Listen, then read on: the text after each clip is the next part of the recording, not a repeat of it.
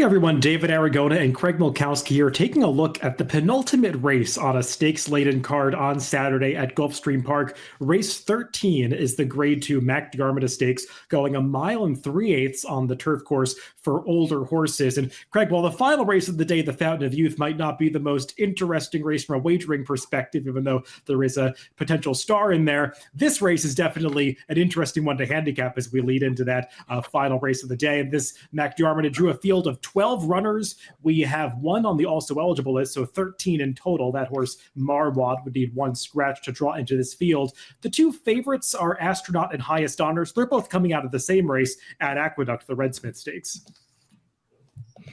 Yeah, this is a strong field, strong competitive field, I would say. It's one where even if the also eligible were to draw in, he would be competitive based on his last race. So I think there are a lot of directions you can go. Before we talk about these contenders individually, let's check out the Timeform US pace projector to see how the trips might work out in this race. And Craig, I know it's always difficult to make these pace projectors or set the algorithm to produce pace projectors in these turf marathons because they're based on how fast the horses have run in the past. And some horses like the number 3 Value Proposition that aren't necessarily front runners, but who are stretching out to these marathon distances for the first time, they'll just look naturally faster than the horses that typically run these longer races because those horses just naturally run slower fractions. Yeah, that's how it works. It looks at the times the horses run. It does look at the positions as well. So a leader would get some credit as well. But the time is the overriding factor. So we see horses like Value Proposition, who has been in much shorter races recently, shown up on the front end. These races, it generally is going to come down to rider tactics, as the pace is usually slow enough that pretty much any horse in the field could make the lead if they really were urged. Yeah, definitely as a rider's race. And I would imagine that the riders of the number 11, Abon, and the number 7, Astronaut, will be looking to get forward in this race. They've both had success when they use front-running tactics. So you would imagine that they'd be looking to get ahead of that horse that's shown on the lead on the pace projector. But again, it is the kind of race where it'll be up to the riders to decide how much they want to use their horses at the beginning of this marathon race. Let's also take a look at the Timeform US Finish Projector. This a new feature in the Timeform US PPs that you can find in your DRF mobile pass performances by tapping on that Timeform US tab. And this is the visual representation of the Timeform US power picks that you might be familiar with from the classic version of Timeform US, just selections from the Timeform US algorithm. And here we show the relationship between the runners according to the algorithm at the finish of the race. And pretty clear winner here, Craig, in the number 2 Masterpiece. I know not a big surprise based on the recent speed figures that he's run, just a series of 120 plus Timeform US speed figures. Yeah, all of his last 4 and all of them are coming in grade 1 or grade 2 races. He's certainly a strong contender in here. If I was going to argue a little bit with this finish projector, it would be about the gap back to the 2, 3, 4 horses, because there's several others in here capable of running that 120 type speed figure as well. Let's get into some of the contenders in this race, and we'll begin by taking a look at the race that the 2 morning line favorites are coming out of, and that is the Red Smith Stakes at Aqueduct. And you could see Astronaut on the front end, the light gray horse in behind him, that's Highest Honors. And Craig, I think the thing you want to note about their trips in this race is that they both rode the rail the entire way, and it did seem like with the rails set back at 0 feet on this day at Aqueduct, the inside positions were definitely the best place to be. And these horses had that coveted ground close to the rail for the entirety of their trips. Furthermore, even though the pace looks pretty fair on paper, and you look at the Timeform US pace figures, it's pretty even throughout. This was not a race that featured much movement from the back of the pack at all. That was the first thing that really stuck out to me, is this race was a merry-go-round. I think the only changes were 2nd and 3rd swapped and 4th and 5th, and that was about it in the top 5. It was just a procession around the track by Astronaut. Because of that, I'm going to view it with just a little bit of skepticism. I think the figure is legit. We can see that Astronaut has certainly made a startling improvement. I mean, I would have to say, since moving into the new barn and shipping east. But I would view that race with just a little bit of skepticism the way that it played out. Yeah, he achieved that grade one placing in the Turf Classic last year, first off that trainer switch to Tom Albertrani when he was 67-1. And he proved that was no fluke last time with another upset performance, winning that Red Smith by 3 lengths at 15-1. The problem with Astronaut is he's been big prices twice in a row, and he's not going to be any kind of price in this race now that his good form is totally exposed. So you're taking the worst of it from the value standpoint with Astronaut. The other horse coming out of the Red Smith is the number 1 Highest Honors. This horse going out from the Chad Brown barn, who's always dangerous in these turf marathon races. And Craig, this horse is pretty consistent overall. The problem is he really doesn't win that often. And we kind of saw it in the replay too. He just often lacks a little bit of that turn of foot that you need to win these races. He can be a little bit one-paced at the end. He can. I still think he's a strong contender in here. The speed figures match. He gets the best rider probably in the country right now, but particularly on turf. Irad Ortiz, he draws the rail. We know what the plan's going to be. He's going to save ground. He's going to try to find a hole, and he's going to finish his race off. So the one thing lacking for him is value. He's 3-1 on the morning line. I wouldn't be surprised if he winds up the favorite over the 7 Astronaut. So I think he is a strong contender. You're just not going to get paid if you're right about that, if him winning. To his outside is the number 2 Masterpiece, and we're going to look at one of his replays actually going 3 races back in his past performances to the last time that he tried this 1 3/8 distance, and that was in the Del Mar Handicap last summer. He's making a pretty good late run here. That's him, the gray horse on the outside, who's going to strike the lead at about mid-stretch here, but he actually gets passed from behind by Gold Phoenix, who was in very good form at that time in Southern California, as those two finish in a photo at the wire. Since then, Craig, Masterpiece has been in some pretty tough spots trying the Breeders' Cup turf, and then last time in the Pegasus World Cup turf, both of those grade 1 events, and that most recent one going a distance that's probably on the short side for him. I would agree, and he also drew a pretty terrible post that day, the 10. He had a little bit of trouble at the start, and the race was just over for him. But I think it's interesting to note, he was only beaten 3 lengths at the end of the day, and he still ran a speed figure that he always does. This is a significant drop in class, and I think he's a pretty strong contender in here. He's going to need to get some pace on the front end, but as we talked about earlier, we may not know exactly where that pace is going to come from, but I do think some will develop.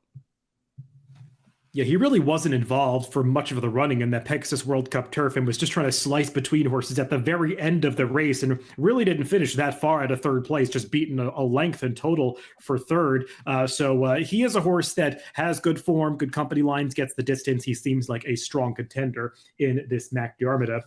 Let's move on to some horses coming out of the local prep for this race, that being the William L. McKnight. And I think there are 4 different horses, actually 5, coming out of this race. Let's check out this stretch run, and we're going to highlight the top 3 finishers from this race that are running back here. They were the 2nd, 3rd, and 4th place finishers, those being Value Engineering in the pink silks, all the way on the outside in the light blue. That is Wicked Fast, and between them, one from the outside, that is Shoddy. They all lost to Red Knight as Mike Maker's trainees led home the trifecta here. He had the top 3 finishers in this race. They all made good runs from off the pace, Greg, and this was a race that featured plenty of pace up front that ended up coming apart. It did. This race totally fell apart. All the fractions are coded in red. We could see, you noted Mike Maker, he had the top 3 and actually 4 of the top 5 finishers. And it's just a race that it was a good, strong pace. It's set up for the closers, but I don't want to necessarily knock those horses that were making the late run because they all ran pretty good races in there. Value Engineering was the one who achieved the best results of those coming out of that race into here. And I thought at least he made one of the first moves into that fast pace, Greg, just as it was starting to collapse. You could see he actually struck the front coming off the far turn. And he was placed a little bit closer to that pace down the backstretch than some others were who made those late pushes like Wicked Fast and Shoddy. So I think that Value Engineering arguably ran the best race of those coming out of there. The problem is he was 10-1 last time. Feels like he's going to be a shorter price here now that he's got that good race under his belt, but you don't want to ignore these Mike Maker horses when they start to get into a good rhythm, good form in these marathon races. Yeah, it seems to be his thing. And he also is one that tends to not win right away and get better with them at times. So even though he did win in that off the turf synthetic race, I wouldn't be surprised if this one improves even a little more. As you said, maybe the value is going to be gone as his form has been exposed at these longer races. But it seems like either Mike Maker found his hole card and wanting to go far, or that's just his specialty, whichever way you want to look at it. He's got this horse in career best form. The third place finisher from the McKnight was another Mike Maker trainee, Wicked Fast. And he feels like one that was kind of picking up the pieces at the end of that race, Craig. Got there at the top of the stretch, couldn't really make up a whole lot of ground on Red Knight, who was going away from them a little bit at the end. Red Knight probably just better than those horses. He was a big price that day, going off at 45-1 and got into the trifecta. And just looking at his recent form, he just is one of those horses that can pick up pieces at a big price, but a win might be a little bit out of reach for him. I would agree. He feels like of those, the last two we talked about, he's the one that might be overbet the most off of that last race. Feels like he fell into third place more than he earned it. He wasn't really making up any ground late, just kind of ground out that good third place finish without doing anything that really caught the eye. Similar situation with the number 9, Shoddy. He finished in a photo with Wicked Fast for third last time, and he was even further back in the early going. Did have a little bit of trouble in moving into that the far turn for the first time, the first of 3 turns. Had to steady back a little bit, but he is a horse that comes from towards the back of the pack anyway, so I'm not sure how detrimental that was. Paco Lopez gave him a very good ride after that, saving ground as much as he could, and he just got there at the end and couldn't quite push past the top 3. Yeah, I would almost argue the trouble helped him a little bit, just kept him back off of that fast pace because he did seem to be moving a little forward at the time. And he ran fine. He's going to need that hot pace again. He's really not for me, but I wouldn't be surprised if he was in the triers at the bottom end of tries and supers. Now, Craig, I don't want to skip over another horse coming out of the McKnight that interests me a little bit, and that's the number 4, Time for Trouble. And I'm going to make a case for this horse. I know that he doesn't really look competitive on his prior turf speed figures, and even the last race, that 114, seems like it sort of came out of nowhere. But keep in mind, this horse was gelded prior to starting his 2022 campaign, and since then, he's won 4 of his last 6 starts for trainer Jeff Hiles, who claimed him for just $8,000 back in the middle of 2021. It really feels like this horse is in the form of his career right now. He runs on dirt, he runs on turf. That dirt race 2 back seems like it came out of nowhere. I think it just speaks to the fact that he's doing very well right now, and he's the horse that when I watched the trips in the McKnight last time really catches my eye because he was involved in that trouble that also affected Shoddy, and I would argue Time for Trouble took the worst of it because he actually broke pretty forward and actually was in a stalking position for the first furlong of that race, but just got completely shuffled out to the back of the pack. And after that, his rider, Amicio Jaramillo, did the wrong thing by taking him to the far outside, made this premature move down the backstretch, going 4 wide, kind of lost contact with the field a little bit on the far turn, but was coming on again at the end. And I just think he's a horse that ran in spots, and this is a subtle but significant rider switch to Junior Alvarado, going from a rider who's not really known for riding closers that well on the turf to one who, under the radar, really specializes in that. So I think Time for Trouble is an interesting long shot to consider in this race at what figures to be a very generous price. Yeah, I agree. I think he is the interesting long shot in here for the reasons you mentioned. You detailed the trip perfectly. The trouble, he dropped back, I believe it was all the way to last, lost all the momentum when he was steadied out of there, and then they made that big premature wide move. So he understandably was a little flat, but it's not like he dropped back. He was running just as fast as the winner to the wire.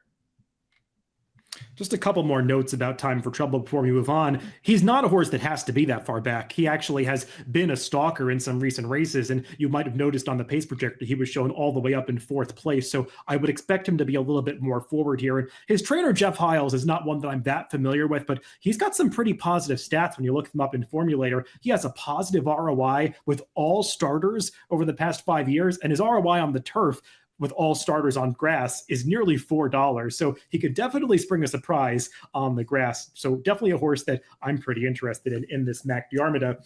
Greg, another horse coming out of the Mac in the William L. McKnight, that same race, the fifth horse we'll talk about from that race is the number 11, Abon. And he's one that was most negatively affected by that fast early pace because he likes to do his running on the front end, but unfortunately he had plenty of company up there last time and it really took its toll. It did. He was a horse I actually picked in that race last time. I was dismissing his comeback as one where it was too short and he got caught in a fast pace, but I'm a little more negative on him this time because he actually packed it in pretty early despite that fast pace. I would have liked to have seen him stick around a little bit longer. It's not like he was coming into that McKnight off a short rest. He had been given almost 2 full months. So I'm starting to wonder if maybe Abon hasn't seen his better days, and he's one that needs to get things his own way, and I'm just not sure that's going to happen. Yeah, I have those same concerns about him. And the final contender we'll discuss in this Mac Diarmida is the number 6, Bema's Boy. And Craig, this horse has had a lot of layoff lines, and they've been pretty significant. It's kind of crazy to think just 5 starts ago was when he caused that career-defining upset of Zulu Alpha in the Pan American 3 years ago before the entire world shut down for the pandemic. It's just 5 starts back in his PP, so he's had a lot of time off since then. He's trying to launch another comeback here, second off the layoff, and he's in the right barn to make this resurgence, being with trainer Mike Maker, but it's been a long time since this horse's heyday. Yeah, I guess the one thing you could say is dismiss Mike Maker in these marathons at your own peril. As you say, it seems like it wasn't that long ago since his good days when he got really good. He was almost won the Connolly, then won the Pan American, but he is an 8-year-old gelding now. So you're going to get a price on him. If you like him, if you like the trainer, I can't blame anybody for taking a swing, but I wouldn't expect a top showing here. Let's throw up our top picks for this race. And Greg and I have similar horses in the mix, just kind of sorting them in a different order. And Greg, I agree with you. I think the number 2 Masterpiece is the right horse to really consider the one to beat in this race. I think he's listed at 5-1 on the morning line, and I think that's great value on him. He's just got a series of competitive numbers, and we know he handles the distance. Yeah, when looking at that Aqueduct race, I was a little bit skeptical of the top 2, and they're the 2 top choices on the morning line. And I think Masterpiece is a little bit better horse, but I'm also interested in your top pick. You laid out a great case. I only picked them 4th, but it's one of those value plays. And yeah, I'll let you talk about him a little more. Yeah, I'm going to swing for the fences with the number 4, Time for Trouble, and I make no illusions. He is far and away not the most likely winner of this race. Other horses have that designation, but he's the kind of horse that is probably going to be 20-1 or 30-1, and I think his chances of winning are actually closer to 10-1 or 12-1. So I want to highlight those value plays, and I won't be afraid to put them on top in my picks and look silly if they don't run well. Often they don't, but if you're right about these often enough, you can do pretty well. So I'm going to put the number 4, Time for Trouble, on top. Craig has the number 2, Masterpiece, as I have him in the mix as well, in the Mac Diarmida Stakes on Saturday at Gulfstream Park. Good luck if you're playing the races this weekend.